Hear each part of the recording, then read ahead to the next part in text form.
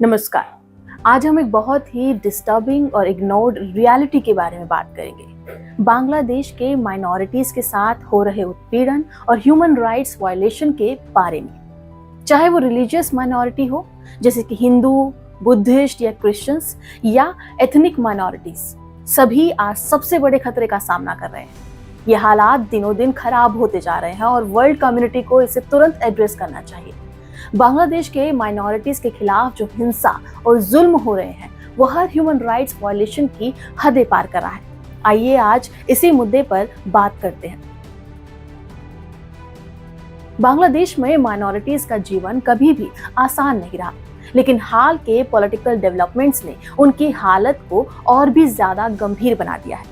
Hindu, Buddhist या Christians पर होने वाले सिस्टमैटिक अटैक, उनके रिलीजियस प्लेसेस के विध्वंस और फोर्स्ड डिस्प्लेसमेंट के रिपोर्ट आज एक आम बात हो चुकी है। रिपोर्ट से पता चलता है कि राजनीतिक उथल-पुथल के बीच में रिलीजियस इंटॉलरेंस और वायलेंस काफी बढ़ गया है।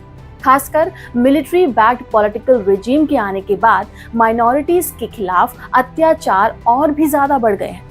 गवर्नमेंट स्पॉन्सर्ड या ओवरलुक्ड अटैक से इन कम्युनिटीज की हालत बद से बदतर हो गई है। लॉ एंड ऑर्डर का हाल ये है कि कई बार लोकल अथॉरिटीज भी ऐसे मामलों में एक्शन लेने से बचते हैं। ह्यूमन राइट वॉच और एमनेस्टी इंटरनेशनल की रिपोर्ट्स के मुताबिक पिछले सालों में बांग्लादेश में माइनॉरिटीज के खिलाफ सिस्टमैटिक वायलेंस काफी हद तक बढ़ चुका है। हिंदू और बुद्धिस्ट टेम्पल को तोड़ दिया गया है और रिलीजियस लीडर पर भी कई तरह के हमले किए जा रहे हैं। माइनॉरिटीज पर होने वाले इन अटैक का सबसे बड़ा नतीजा उनकी फोर्स्ड डिस्प्लेसमेंट से है। आज बांग्लादेश में हजारों हिंदू और बुद्धिस्ट फैमिलीज को अपने घरों और अपनी जमीनों से जबरन हटाया जा रहा है। रिपोर्ट्स बताते हैं कि इन्फ्लुएंशियल पॉलिटिकल लीडर्स और चरमपंथियों के बीच में मिली भगत से ये जमीनें हड़पने जैसे काम हो रहे हैं। इस डिस्प्लेसमेंट का सबसे बड़ा कारण है माइनॉरिटीज को उनके घरों से दूर कर दिया जाए ताकि रिलीजियस और एथनिक बैलेंस बदल सके। गवर्नमेंट और मिलिट्री बैक्ड अथॉरिटीज की तरफ से कोई मदद ना मिलना और कई बार उन्हें ही इस डिस्प्लेसमेंट में शामिल पाया जाना और भी ज्यादा इस स्थिति को भयानक कर देता है। ये हमें एक सिस्टमैटिक क्लिंजिंग की तरफ इशारा करता है जिसे वर्ल्ड कम्युनिटी इग्नोर नहीं कर सकती। माइनॉरिटी राइट ग्रुप इंटरनेशनल की एक रीसेंट रिपोर्ट के अनुसार कई हिंदू और क्रिश्चियन फैमिलीज को लैंड ग्रैबर्स ने वायलेंटली अपने घरों से बेदखल कर दिया है।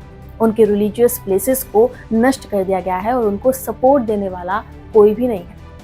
इन क्राइम्स के खिलाफ जस्टिस पाने के रास्ते भी काफी हद तक बंद कर दिए गए हैं।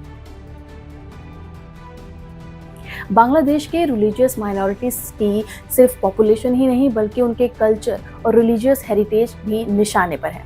पिछले कुछ सालों में हिंदू और बुद्धिस्ट टेम्पल्स, क्रिश्चियन चर्च और कम्युनिटी सेंटर्स पर भी सिस्टमैटिक अटैक्स हुए हैं। टेम्पल्स को तोड़ दिया गया है और रिलीजियस लीडर को हत्या की धमकी तक दी गई है।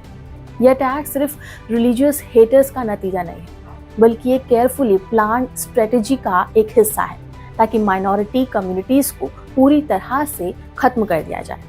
ये सब बिना किसी अकाउंटेबिलिटी के हो रहा है और सरकार या लोकल अथॉरिटीज इसमें कोई भी एक्शन नहीं ले रही है। एमनेस्टी इंटरनेशनल की रिपोर्ट्स के अनुसार 2023 में अकेले 60 से ज्यादा हिंदू टेम्पल्स को तोड़ा गया था या फिर डैमेज किया गया था। इसमें रिलीजियस फेस्टिवल्स के समय भी अटैक होते रहे हैं। ये सब दिखाता है कि अटैक को रिलीजियस टारगेटिंग की स्ट्रेटेजी के तहत चलाया जा रहा है।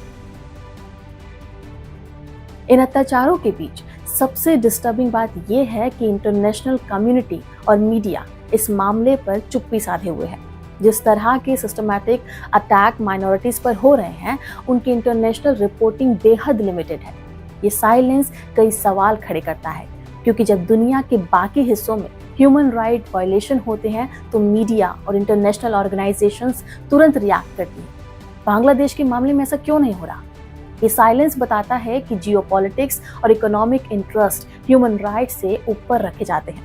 इंटरनेशनल ऑर्गेनाइजेशंस और पावरफुल गवर्नमेंट को बांग्लादेश के ह्यूमन राइट सिचुएशन पर आवाज उठानी चाहिए क्योंकि अगर अब एक्शन नहीं लिया गया तो वहां के माइनॉरिटीज का फ्यूचर अंधकार में हो जाएगा।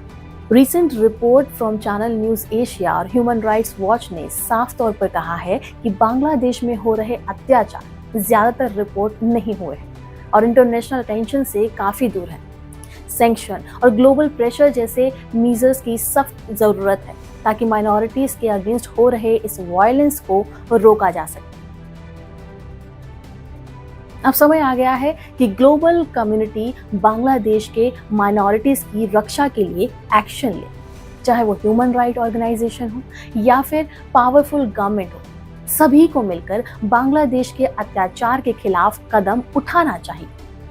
इंटरनेशनल सैंक्शन, इंडिपेंडेंट इन्वेस्टिगेशन और अकाउंटेबिलिटी मेजर्स को अर्जेंटली इम्प्लीमेंट किया जाना चाहिए। वर्ल्ड कम्युनिटी ने हमेशा ह्यूमन राइट्स की रक्षा की बात की है, तो अब बांग्लादेश के माइनॉरिटीज के साथ हो रहे जुल्मों के खिलाफ क्यों खामोश है?